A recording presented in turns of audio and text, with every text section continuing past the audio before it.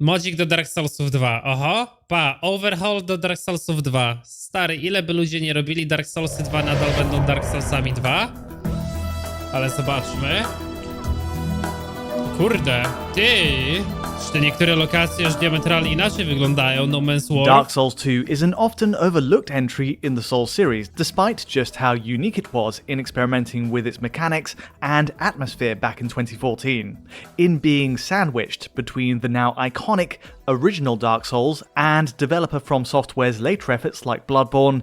It's at times forgotten, thought of as an experiment, a tangent that wasn't followed up on. Even so, the modding community around Dark Souls 2, Scholar of the First Sin, is blossoming on PC right now, and among the most remarkable mod offerings for the game is this, Dark Souls 2 Lighting Engine. Essentially, Lighting Engine is a replacement of the game's original engine that allows major changes to its visuals and offers a toolbox of sorts for others in the modding community to go much further. At its core, installing the Lighting Engine mod adds new anti-aliasing options like Nvidia's DLAA and AMD's FSR, replacing the FXAA post-processing of the official release. Fajnie, we get lighting upgrades, volumetric fog, vastly improved shadows, ground truth ambient occlusion, and it even rearranges foliage, trees and terrain with new meshes. O chłopie, stary.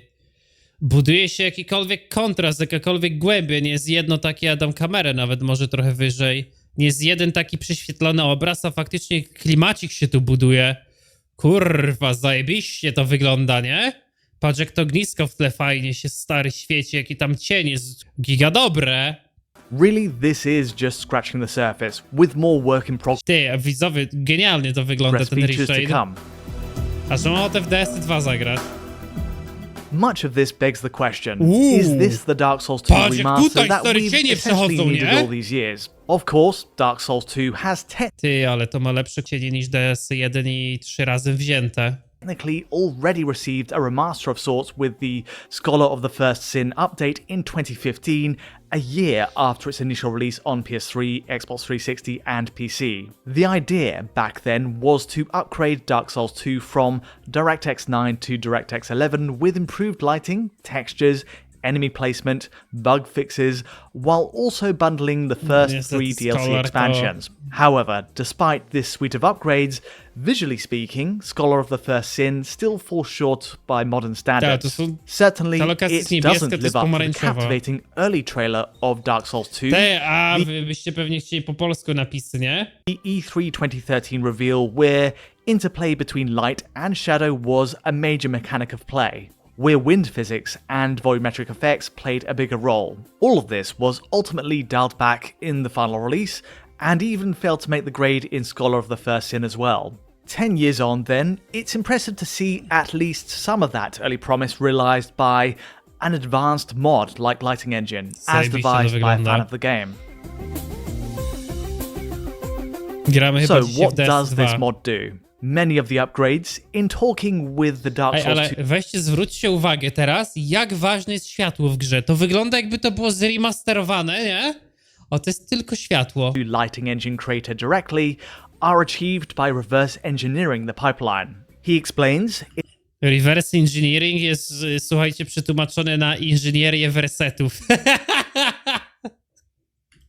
In a similar way to RTX Remix, it's able to detect the G buffer when lights are rendered, and even Dark Souls 2's depth buffer is reverse engineered. Beyond that, other effects are achieved with hooks within the game code itself, meaning once a shader is loaded for the first time by the engine, that triggers an immediate response from the Lighting Engine to engage. With that in mind, let's start with a comparison of the newly added volumetric effects first. Volumetric fog is added into many areas now with the mod, layering on top of the simple, baked light shafts we already saw in the original Dark Souls 2. Here you get a proper volumetric fog effect filling the space, which in a pleasing way does bring it a step closer at least to that 2013 Dark Souls 2 reveal trailer. This is achieved through a huge folder of shader files, and by reverse engineering the game's depth buffer, a clean volumetric effect is created with no Z-fighting or artifacts across the distance. Most interior areas show off best, and it's notably running with adjusted color grading that adjusts by the map. Ej, a dlaczego ten No Man's War w oryginale tutaj też jest taki żółty? Aha, bo to już jest po rozświetleniu pełnym. Grading that adjusts by the map.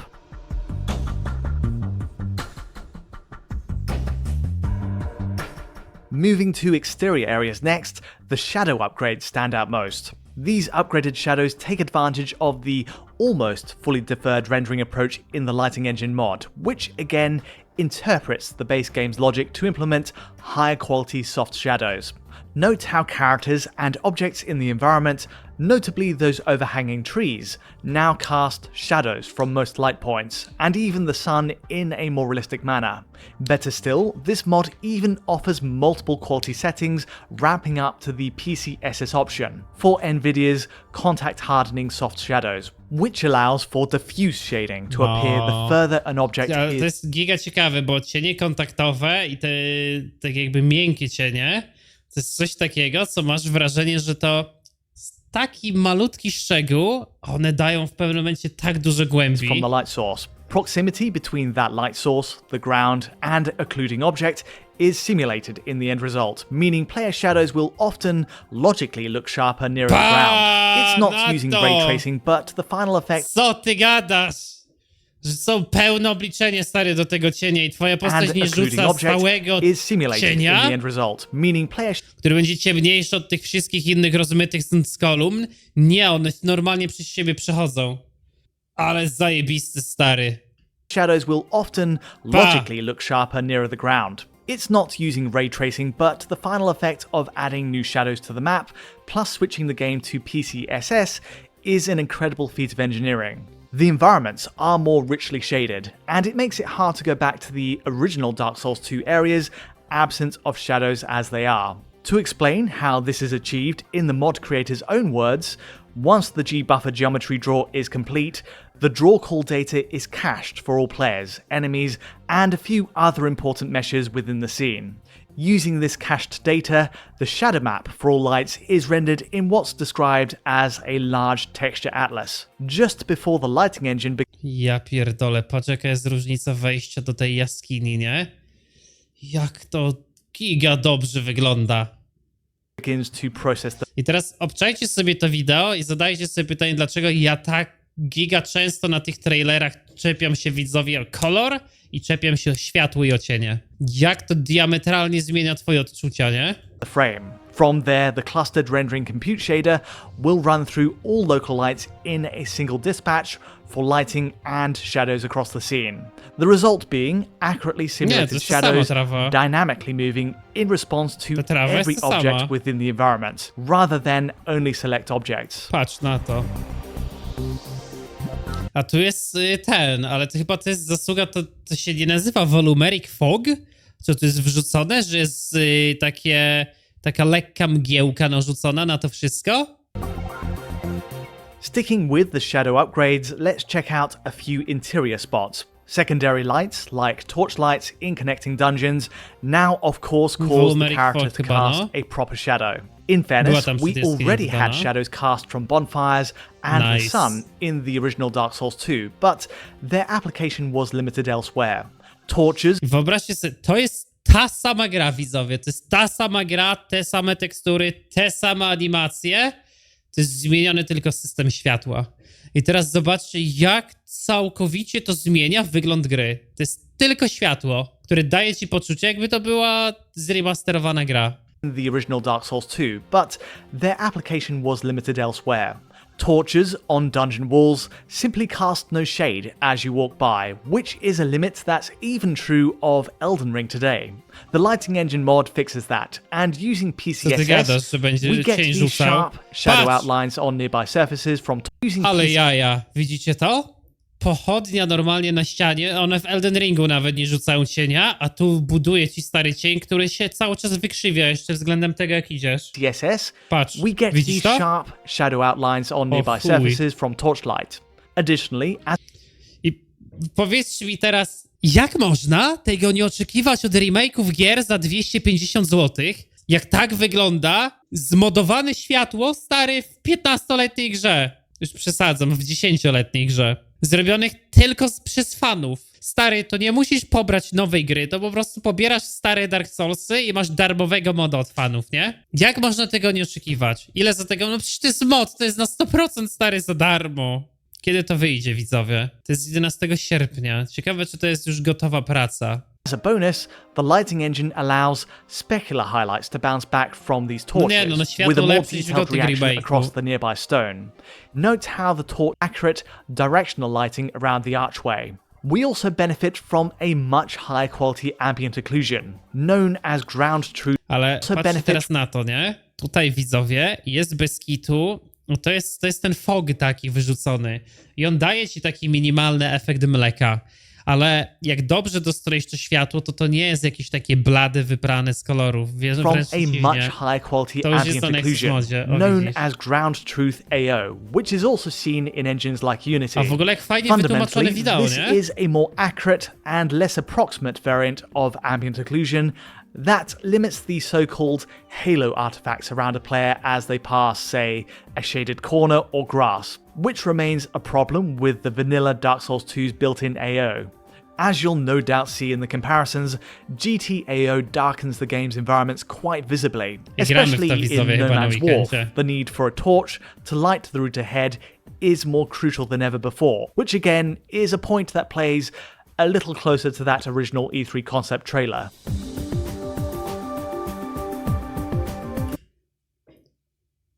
Patrzcie, dla mnie to jest niesamowite. Masz wrażenie, jakby to była podrasowana tekstura. Nie wiem, też macie takie wrażenie? Jak byłaby tu podrasowana tekstura po prawej? A nie jest. Ja mam takie wrażenie, jak ta tekstura po prawej by była miększa, bardziej podrasowana, a to jest jedynie zaleta stare światła. Znaczy nie, to nie jest tylko zaleta światła. On mówił o anti-aliasingu lepszym, no nie? Więc tutaj pewne wyostrzanie też jest, wiecie, będzie miększe. Więc minimalnie 17 gitar.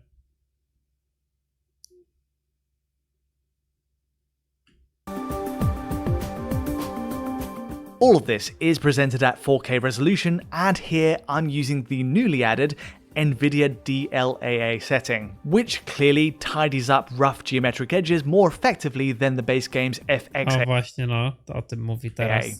Beyond that, the Na trawie to widać, nie? Ale From Software ono nigdy nie potrafi dać dobrego anti-aliasing. Ja nie rozumiem, dlaczego oni nie korzystają z tych nowoczesnych systemów. Oni zawsze mają tak ostre te krawędzie. Patrzcie, co tu się dzieje. Widzicie, jak to się rwie? Mnie to tak irytuje.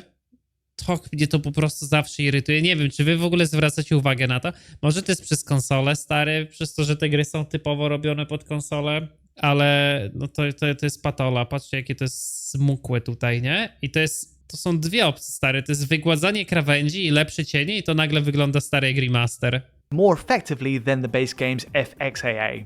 Beyond that, the engine adds many tweaks to the world's detail itself, many of which you'll likely have spotted already. Firstly, there's the new foliage and object placement, notably across the Forest of Fallen Giants. It's worth stressing that collision data is not changed with the lighting engine mod, served as is, so the boundaries of gameplay are intact from the base game. However, new elements like grass and also trees around inaccessible areas now embellish outdoor regions, and of course, these all now cast shadows. With a few exceptions like a new mountain asset, I'm told that these assets are sourced directly from the original game with no modifications.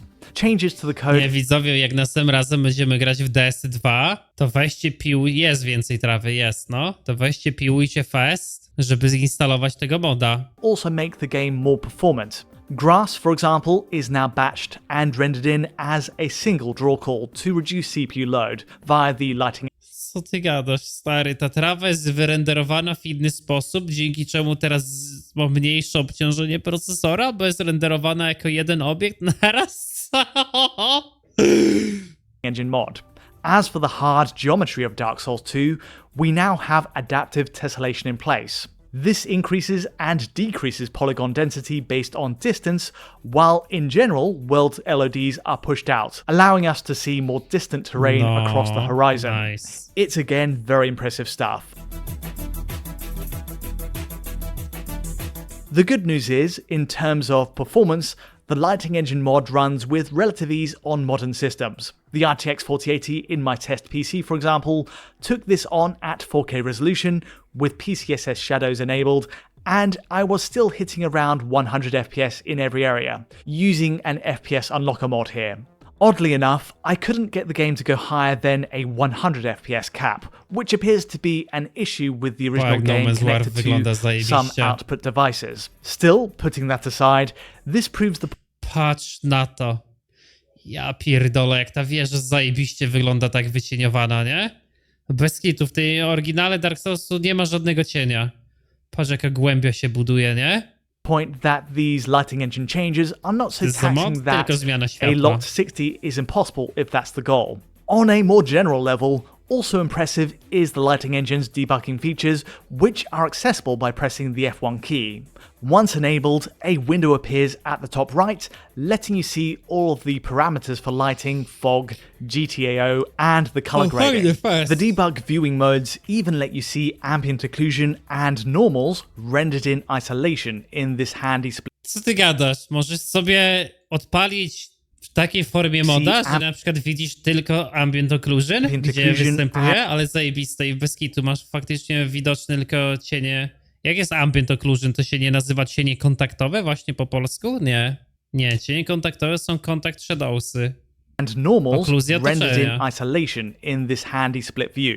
It truly raises the curtain on how each buffer combines to create the final frame. Ja niestety widzowie nie znam się na tych wszystkich pojęciach, ja je mylę, kurwa. Damy są cienie. We all recognize. Meanwhile, press the F3 key and even more options open up on left. The creative opportunities truly open up from here. Texture packs are easily installed by dropping them into the game's install folder, plus using the lighting engine mod's creator tool on F3, it's possible to paint new objects into Dark Souls 2's world, assuming you've the time to adjust the collision meshes that go with it. Indeed, some in the Dark Souls 2 modding scene, like Chris Leo and Rockdash, use this toolset to create some beautiful results, shown on their socials. Really, it underlines what a flexible tool it is, if you've the creative... Pomyślcie, widzę, to są screeny z Dark Soulsów 2, czajcie? impulse, and also crucially the time to see an idea through. On its default setting though, the lighting engine mod makes adjustments with some faith to the original game layout, and I think there's some value in this. It does of course allow for an easy swapping in of new texture libraries from the Nexus mod vaults, but at its core, this mod does enough on its own to transform Dark Souls 2.